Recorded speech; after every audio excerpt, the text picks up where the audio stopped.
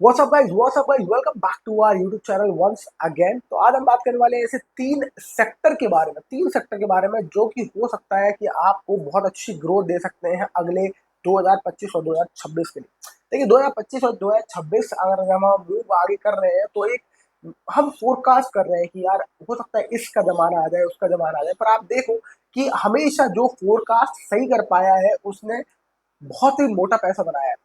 आप याद रखो हर्षद मेहता के टाइम पे किसी ने फोरकास्ट किया था कि एसीसी का स्टॉक बहुत तेज भागे और हर्षद मेहता इसी को मैनिपुलेट करेगा।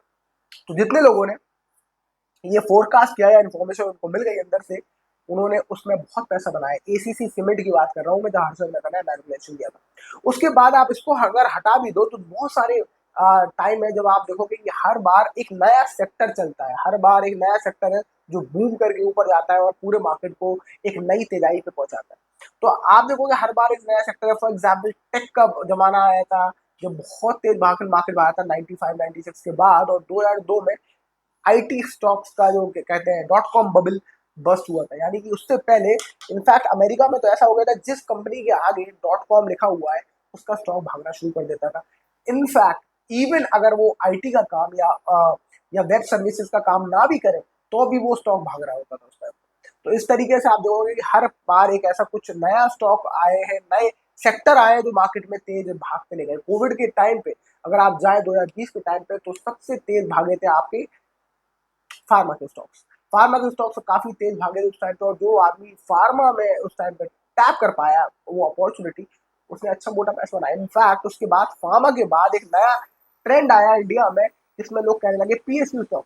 इनफैक्ट हमारे प्रधानमंत्री साहब ने खुद ही अपने एक वीडियो उसमें संसद में कह दिया था कि पीएसयू स्टॉक ले लो जी, पीएसयू स्टॉक की कंपनी जो है वो बहुत इंपॉर्टेंट है और आप देखो पीएसयू स्टॉक भाग रहे हैं।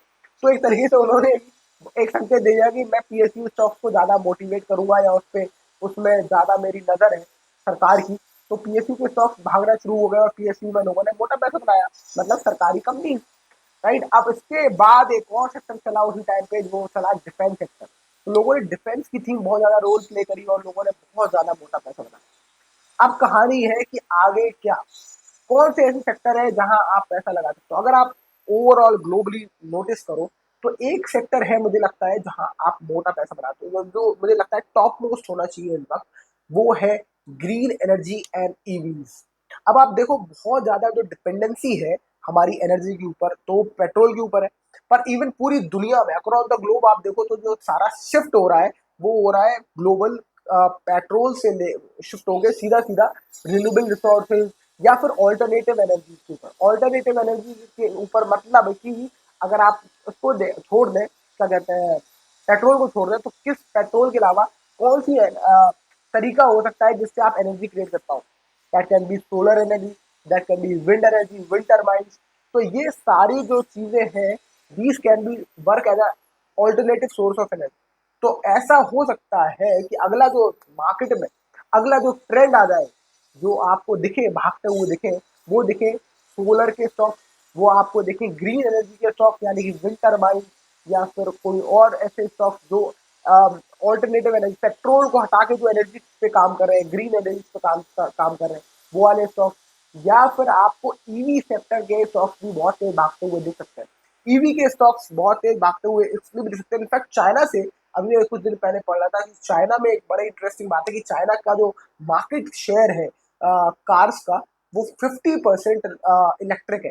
यानी कि लोग 50% से ज्यादा इनफैक्ट लोग वहाँ इलेक्ट्रिक कार पसंद कर रहे हैं एज कम्पेयर टू पेट्रोल या डीजल कार। तो वहाँ की कार की जो वो है क्या कहते हैं इंडस्ट्री, वो तो 50% इलेक्ट्रिक पे आ गई, दैट इज बिग। तो मतलब कि चाइना में वहाँ की कार्स भी अच्छी होगी ऑफकोर्स। चाइना बहुत साल से काम कर रहा है इलेक्ट्रिक कार्स पर, वो भी होगा। इंडिया में थोड़ा सा भी प्रॉब्लम चल रही है, अभी चार्जिंग स्टेशन की प्रॉब्लम है, गाड़ी अभी अभी R&D हो ही रहा है, कुछ ना कुछ प्रॉब्लम हो जाती है इलेक्ट्रिक कार्स में, कुछ तो R&D हो रहा है दोबारा। तो इंडिया में धीरे धीरे अडेप्टेशन आ रहा है, पर हो सकता है अगले 10 साल में जिस तरीके से अडेप्टेशन आ रहा है, जिस तरीके की सरकार की पॉलिसीज है to discourage diesel and petrol cars, हो सकता है ईवी का बहुत तगड़ा बूम आपको आगे चलता फिरता दिखे। इस चक्कर में कुछ आपको ऐसी कंपनीज भी मिलेंगी जैसे कि ओला, जो ओला बाइक्स जो कि अभी भावेश अग्रवाल की जो कि अभी दिक्कत में है बहुत ज़्यादा, राइट? तो ऐसे भी आपको कंपनी मिलेंगी आपको, पर आपको अगर आपको ईवी की थीम प्ले करना है तो हो सकता है ये राइट टाइम है, क्योंकि अगले 10 साल में अगर सरकार ने इसी तरीके से पेट्रोल और डीजल की कार्स को डिस्करेज किया तो EV will grow in India, क्योंकि कुछ तो गाड़ी किसी ना किसी से चलाएंगे ना लोग। लोग रुक तो बैठेंगे तो है नहीं, कुछ तो चलाएंगे। तो अगर वो कार और पेट्रोल को डिस्करेज करेंगे, पेट्रोल और डीजल को डिस्करेज करेंगे, तो इलेक्ट्रिक कार को उनको मोटिवेट करना पड़ेगा, उसके लिए उनको सब्सिडीज देनी पड़ेगी, और जो कि अभी एक्चुअली दी जा रही है, राइट?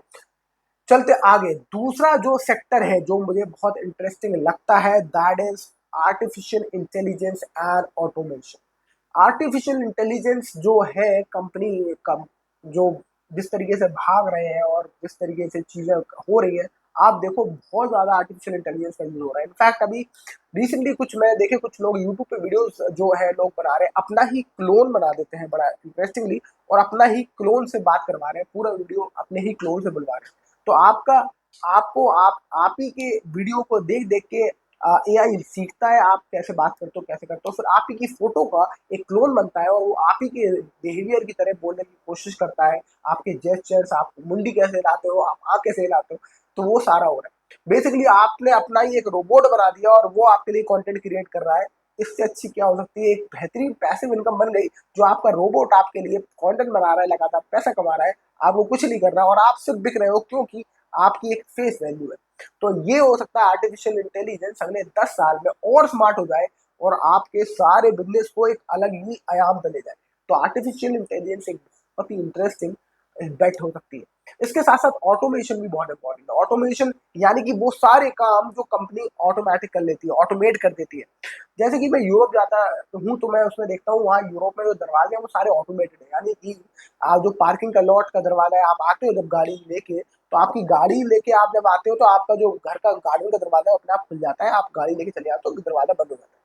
वहाँ हर किसी के घर में ये दरवाजे लगे हुए हैं ऑटोमेटेड, राइट? और उसमें कैमरा भी लगा हुआ है, तो जिससे कि कोई बंदा ट्रेस पास ना करे आपकी आपकी बिल्डिंग को, आपके दरवाजे को, राइट? तो ये जो ऑटोमेटिक जो दरवाजे लगे हुए हैं वहाँ हर जगह है, आप देखोगे आगे चल के धीरे धीरे ऑटोमेशन हर चीज में हो जाएगा। इनफैक्ट एक ऐप मुझे मिली अभी रिसेंटली अपने फोन में, कि आप एक टाइम पे रोज अलार्म लगाते हो, आप अगर एक टाइम पे रोज ये करते हो, आप अगर एक टाइम पे वो करते हो, या पानी पीते हो, दवाई खा रहे हो, तो ऑटोमेटेड दीज एक्टिविटीज आपके फोन में ही अपने आप हो जाएगा।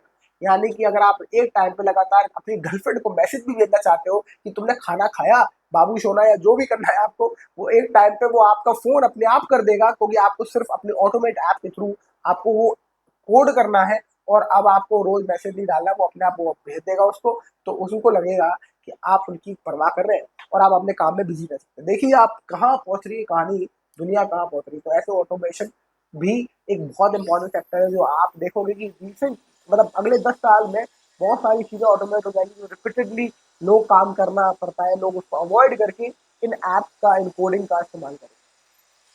तीसरा इंपॉर्टेंट सेक्टर है health care and biotech. Health care में बहुत ज्यादा एडवांसमेंट आने वाली है, तक आने ही वाली है। अब आप देखो रिसेंटली बहुत ज्यादा बात करी गई है कि अब तो भाई हर चीज की सर्जरी हो जाएगी, हर चीज का सर्जरी के अलावा नकली दिल, नकली हार्ट, नकली लंग्स भी लगाने लगे हैं। तो उस तरीके से अगर आप देखें तो बायोटेक्नोलॉजी के शेयर बहुत मतलब बायोटेक्नोलॉजी के रिलेटेड बिजनेसेस बूम करेंगे आगे, क्योंकि लोग अपनी कोशिश कर रहे हैं लोग लंबा जीने के लिए, और लंबा जीने के लिए लोग हर उस मुकाम तक जा रहे हैं कि किसी तरीके से दवाइयां ऐसी विकसित कर ली जाए, किसी तरीके से ऐसी चिप्स बना ली जाए जो आप अपनी बॉडी में डाल दो तो आप लंबा जी लो, किसी तरीके से आप अपनी बॉडी को इस तरीके से ट्यून कर लो विद द हेल्प ऑफ दवाइयाँ, केमिकल्स, न्यूट्रिएंट्स, विटामिन, जो आप दवाई की तरह कंज्यूम कर लो, और आप अपनी लाइफ को लॉन्ग कर पाओ, लॉन्जिविटी की तरफ बढ़ पाओ। तो अब पहले आदमी सोचता था कि रोटी से कपड़ा और मकान, पर अब आदमी सोचता है कि मैं बस लंबा जी लूं किसी तरह, तो मैं मरना नहीं चाहता। उस डेट के बेसिस पर वो लंबा जीने के लिए जो तरक्की चाहते हैं बायोटेक्नोलॉजी और हेल्थ केयर में जो हो रही है। इनफैक्ट जो डायग्नोस्टिक्स की जो आप फैसिलिटीज अब जो मिल रही है, आप सोचो कि घर पे आपके बंदा आता है, ब्लड सैंपल लेके जाता है और जाके आपका रिपोर्ट भी आपको ऑनलाइन देता है। इतना सिंपल हो गया आपके सारे टेस्ट कराना। तो इतना धीरे धीरे इतना ज्यादा ऑटोमेट हो रहा है ये सारा बायोटेक का पूरा इंटायर क्या कहते हैं इसका यूनिवर्स और फार्मा का यूनिवर्स इतना आगे बढ़ रहा है कि आप बहुत जल्दी देखोगे कि आपको डॉक्टर के पास जाना नहीं पड़ेगा, किसी भी डॉक्टर के पास नहीं जाना पड़ेगा और सारी सर्विसेज आपको वर्चुअली मिलेंगी, including the doctors will be on your phone virtually standing right there in front of you in the mobile screen. तो ऐसा हो सकता है रिसेंटली और बहुत जल्दी आपको ऐसा देखने को मिलेगा, इसलिए इसमें भी एडवांसमेंट हो रहा है और आपको इसमें अच्छे बेट आप कर सकते हो अगर आपको आगे की 3 बेस्ट बेस्ट क्या कहते हैं बेस्ट प्ले करना है, आपको 3 ट्रेंड आप फोरकास्ट करना चाहते हो तो ये 3 ट्रेंड मुझे लगता है। पहला हमने बात करी ग्रीन एनर्जी एंड ईवीज, दूसरा हमने बात करी आर्टिफिशियल इंटेलिजेंस एंड ऑटोमेशन और तीसरी हमने बात करी हेल्थ केयर एंड बायोटेक। इन तीनों में बहुत आपको आगे तरक्की दिख सकती है, तो ऐसे स्टॉक्स पे आप बेट कर सकते हैं। So this is just for your general information. I hope you like the video. If yes, like, share, and subscribe, and I will see you in the next video. Thank you so much for watching. Bye bye.